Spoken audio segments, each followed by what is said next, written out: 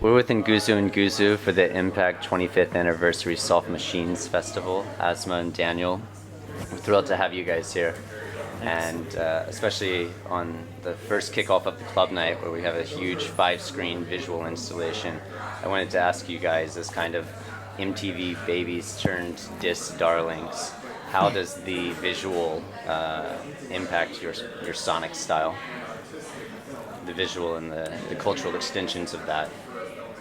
I mean, we kind of come from visual arts backgrounds, and I mean, there's many ways in which like visual things can kind of inspire sound choices and how they can link or make different associations, or even like synesthesia, you can kind of See visualize colors, different yeah. things, see colors to sounds, or so there's a lot, like both, they can go both ways. Like a visual thing can give context to a rather ambiguous sound, or like, oftentimes sounds can, you don't necessarily know what they are, even if they're maybe a familiar sound, it can become pretty unfamiliar. And so like, I mean, that's in a very Yeah, I It's mean, a I think vague the way to describe synesthesia it. aspect of it is very interesting. I know Dev Hynes will kind of start with an idea of a color when he's launching into a song. Is that something that you're thinking about? Not only the emotional translation, but what is a direct kind of visual extension of the way that you're approaching a new track? Yeah, I mean, I think sometimes more than just like a color or something, I'll think about like a place, really, or like textures and or objects, and just kind of like imagine kind of building up building up sounds that kind of go for that place or that object, or make me think of that thing. So. I mentioned the lecture that we had earlier with Francois Pasteur of the Sony Computer Science Lab, and basically what he's doing with his software is breaking down style and structure, so he can interject the style of one musician onto the structure of another. You guys are known as combining a lot of different styles to kind of forge a new direction. What role does your equipment, do your machines play in the sound that you're using? When we perform or when we make music. I think it's an important distinction, I guess, because I know with your live sets you're sampling more versus using more hardware in the studio. Yeah. I guess when we're DJing, we use CDJs, and we've always used CDJs, and that, I don't know, I think that was a really important machine in itself from the beginning. Like, that's what kind of personally inspired me to start DJing, just because it is somewhat like a sampler in the way that there's hot cues and these big buttons that you can just be like so like that was more exciting for us, going into DJing, but definitely with making music, it's from the beginning, like, we never wanted to just be stuck in the computer. Like, that was always like the idea, was to like always have something tangible that we can hold on to and like touch and turn and like tweak in a real way. So yeah, I don't know. I feel like, did I answer your question? Well, you talked previously about trying to not necessarily call any attention to a bridge between analog and digital. What is the point of making that distinction? It's really about the sort of end result and the emotion that you're able to elicit from that. When you're approaching a track, do you think, let's bring in a vocal sample to actually create a greater accessibility to this, to move it beyond kind of the sound of the equipment? Yeah, I mean, sometimes it's just like what do I want to add to this? What does it need? And maybe it could be a vocal sample, or like, oh, now I want to put drums on this thing, or percussion kind of sound. I guess that's constantly part of a process. Is like, I mean, usually it's not necessarily like contrived, like so that it's like so that this is more accessible, or that, or I'd like to think I don't always base it off like, certain kind of choices like that, but it's really like, a lot of times kind of go in to making something, and I feel like it's best when it's pretty open. Like it can be, it's like you just kind of let it go where it takes you, and you'd be like, oh, this would be cool if I add this. Oh, this would sound really great with, this other element. Yeah, and to keep it exciting as a producer, you don't always want to stick to one regimented way of making or producing. You want to like navigate different paths and like try new things, and it's like you have your certain you have your Patterns certain or things you fall back into doing. Routines and stuff. You have those things, but you still want to like make something new. Like that's Right. I just mean, there to may be keep a it common exciting. style, whether it's auto-tune or trap music, or a certain mixer that people are using, but I think you guys have kind of established like a reputation of being able to kind of serve your ingredients in a fresh way. Yeah, I hope so. I think the festival theme of soft machines and artificial empathy has a particularly interesting relevance to music, particularly with the rise of EDM as kind of a meta common genre of music these days. Do you feel like the emotion that is coming through in music has any increased or decreased, I guess, distance when it's produced digitally? No, not really. I mean, I think it's like something that's really intriguing to me is how, I mean, you can find emotion and you can have emotional connections in surprising ways or surprising places. Often, like something very digital or whatever, it's made on Fruity Loops or whatever, can convey like a whole lot of emotion. And so I feel like, yeah, obviously humans kind of transcend, like we're used to feeling empathy or for machines, and it can happen in like different configurations. It's not like,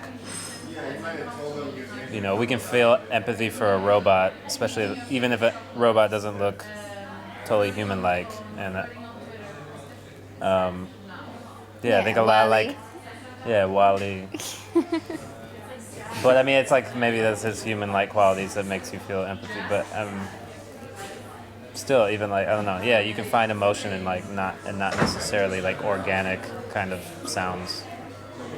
I don't know. Like sometimes it depends though, because sometimes I can listen to music totally made on the computer and can feel somewhat like it's soulless, or like I'm not like it maybe will feel like flat in a way that I see what you're saying, where it's like something totally made on a computer like is lacking that emotion. Like it depends, because sometimes that I do hear music like that. So But perhaps it's less about how it's made and more about how it's experienced. If you're listening to it in the club versus in the car versus on headphones.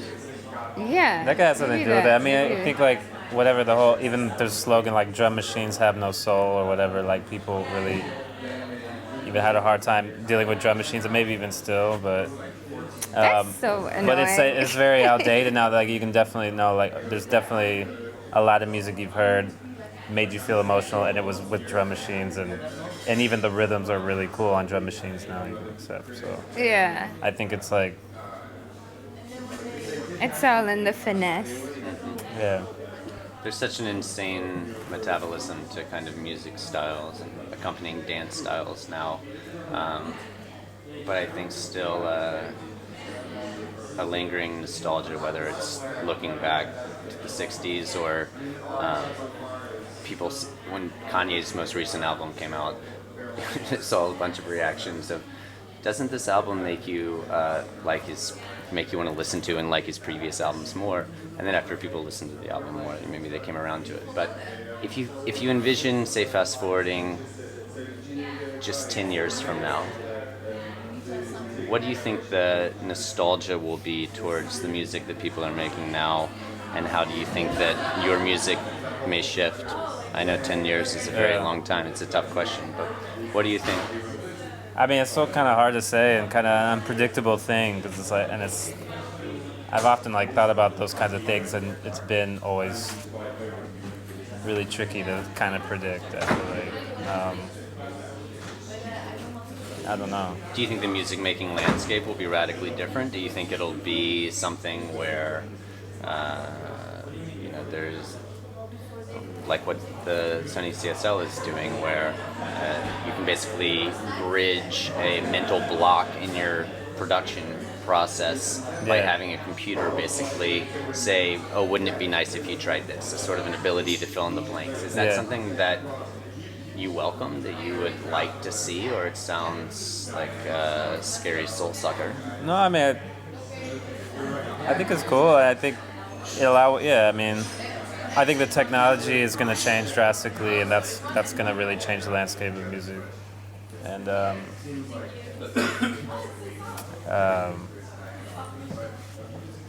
but that's exciting. I don't see that being a negative thing, and regardless of maybe there being new software, new technology, new machines, new and improved machines or whatnot, there's always going to be people that smash it and put it back together, or like, hack the mainframe and just make their own ways, So I don't know. I find it exciting regardless of whether it takes a turn. Yeah, there's gonna be loads of bad music, just like there is today. There's gonna be lots of stuff. There's always stuff you don't like, and then there's hopefully always stuff you do like too. I mean, I think it's just gonna be different in the future. And not in terms of file sharing, but I mean specifically in terms of music production. How do you feel like the potential evolution of kind of techno futurist music, how it's received on the audience end, how the tools that the music's being made by impact the way it's received by the audience?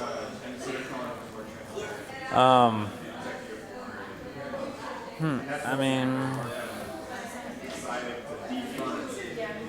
it's hard to say. I mean, because I think there's so many, especially with computers, you can do so many different kinds of things, and I don't know if the audience is always it's hard to know how something's made, I guess. But I mean, I think there's subtle things in technologies where if it's made well or made in a certain kind of way, that it can have really positive effects on the audience without them necessarily being aware of them. Sort of like a high quality recording of, a high quality recording can be better for your ears and for your mind than, say, a shitty compressed file that's just almost subliminally or unconsciously, it's having negative effects on your psyche or something. But I mean, I think it's thinking about a silly quote of one good thing about music: when it hits, you feel no pain.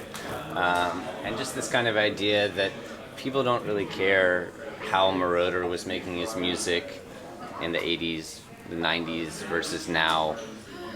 The guy just writes a good song, and I think that's kind of